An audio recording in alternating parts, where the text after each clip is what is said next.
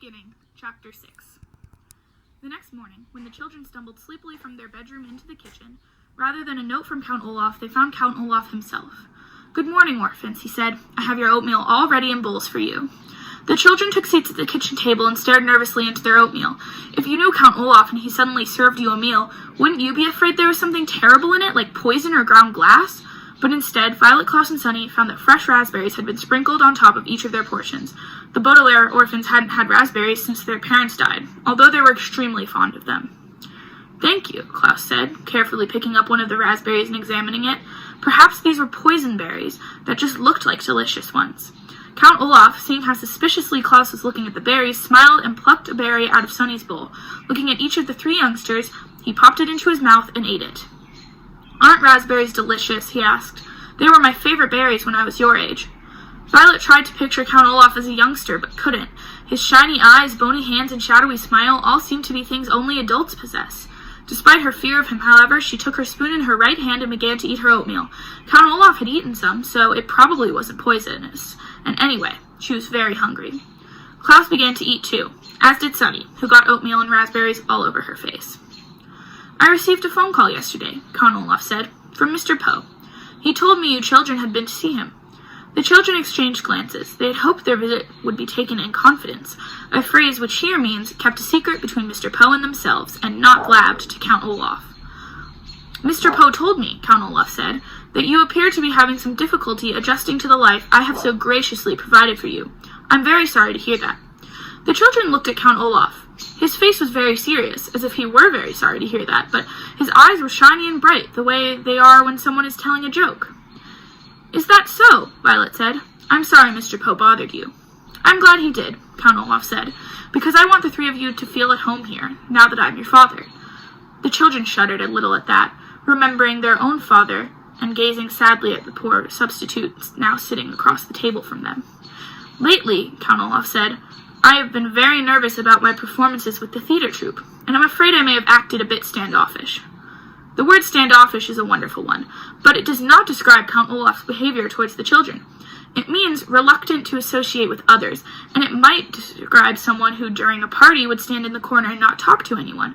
It would not describe someone who provides one bed for three people to sleep in, forces them to do horrible chores, and strikes them across the face. There are many words for people like that, but standoffish is not one of them. Klaus knew the word standoffish and almost laughed out loud at Olaf's incorrect use of it. But his face still had a bruise on it, so Klaus remained silent. "Therefore, to make you feel a little more at home here, I would like to have you participate in my next play. Perhaps if you took part in the work I do, you would be less likely to run off complaining to Mr. Poe." "In what way would we participate?" Violet asked. She was thinking of all the chores they already did for Count Olaf, and was not in the mood to do more. "Well," Count Olaf said, his eyes shining brightly, "the play is called The Marvelous Marriage, and it is written by the great playwright Al Funkhoot. We will give only one performance on this Friday night. It is about a man who is very brave and intelligent, played by me. In the finale, he marries the young, beautiful woman he loves in front of a crowd of cheering people. You, Klaus, and you, Sunny, will play some of the cheering people in the crowd." "But we're shorter than most adults," Klaus said. "Won't that look strange to the audience?" "You will be playing two midgets who attend the wedding," Olaf said patiently. "And what will I do?" Violet asked. "I am very handy with tools, so perhaps I could help you build the set." "Build the set? Heavens no," Count Olaf said. "A pretty girl like you shouldn't be working backstage." "But I'd like to," Violet said. Count Olaf's one eyebrow raised slightly, and the Baudelaire orphans recognized this sign of his anger. But then the eyebrow went down again as he forced himself to remain calm. "But I have such an important role for you on stage," he said. "You are going to play the young woman I marry." Violet felt her oatmeal and raspberries shift around in her stomach, as if she had just caught the flu. It was bad enough having Count Olaf acting in loco parentis and announcing himself as their father, but to consider this man her husband, even for the purposes of the play, was even more dreadful. "It's a very important role," he continued, his mouth curling up into an unconvincing smile.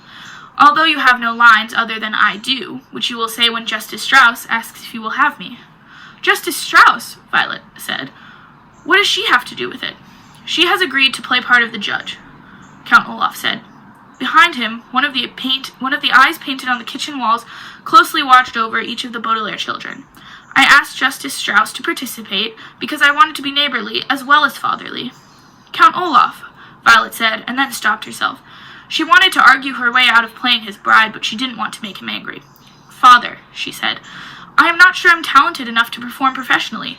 I would hate to disgrace your good name in the name of Al Funkute. Plus, I'd be very busy in the next few weeks working on my inventions. And learning how to prepare roast beef, she added quickly, remembering how he had behaved about dinner. Count Olaf reached out one of his spidery hands and stroked Violet on the chin. Looking deep into her eyes, You will, he said, participate in this theatrical performance. I would prefer it if you would participate voluntarily, but as I believe Mr. Poe explained to you, I can order you to participate and you must obey. Olaf's sharp and dirty fingernails gently scratched on Violet's chin and she shivered. The room was very, very quiet as Olaf finally let go and stood up and left without a word. The Baudelaire children listened to his heavy footsteps go up the stairs in the tower they were forbidden to enter. Well, Klaus said hesitantly, I guess it won't hurt to be in the play. It seems to be very important to him and we want to keep on his good side. But he must be up to something, Violet said. You don't think those berries were poisoned, do you? Klaus asked worriedly. No, Violet said. Olaf is after the fortune we will inherit. Killing us will do him no good. But what good does it do him to have us be in his stupid play? I don't know, Violet admitted miserably. She stood up and started washing out the oatmeal bowls.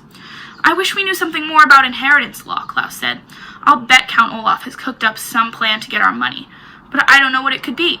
I guess we could ask Mr. Poe about it, Violet said doubtfully, as Klaus stood beside her and dried the dishes. He knows all those Latin legal phrases. But Mr. Poe would probably call Count Olaf again, and then he'd know we were on to him, Klaus pointed out. Maybe we should try to talk to Justice Strauss. She's a judge, so she must know all about the law. But she's also Olaf's neighbor, Violet replied, and she'll tell him that we had asked. Klaus took his glasses off, which he often did when he was thinking hard. How could we find out about the law without Olaf's knowledge? Book! Sunny shouted suddenly. She probably meant something like, would somebody please wipe my face, but it made Violet and Klaus look at each other. Book. They were both thinking the same thing. Surely Justice Strauss would have a book on inheritance law. Count Olaf didn't leave us any chores to do, Violet said, so I suppose we are free to visit Justice Strauss in her library. Klaus smiled. Yes, indeed, he said. And you know, today, I don't think I'll choose a book on wolves. Nor I, Violet said, on mechanical engineering. I think I'd like to read about inheritance law. Well, let's go, Klaus said. Justice Strauss said we could come over soon, and we don't want to be standoffish. At the mention of the word that Count Olaf had used so ridiculously, the Baudelaire orphans all laughed, even Sunny, who of course did not have a very big vocabulary. Swiftly, they put away the clean oatmeal bowls in the kitchen cupboards, which watched them with painted eyes. Then, the three young people ran next door. Friday, the day of the performance, was only a few days off, and the children wanted to figure out Count Olaf's plan as quickly as possible.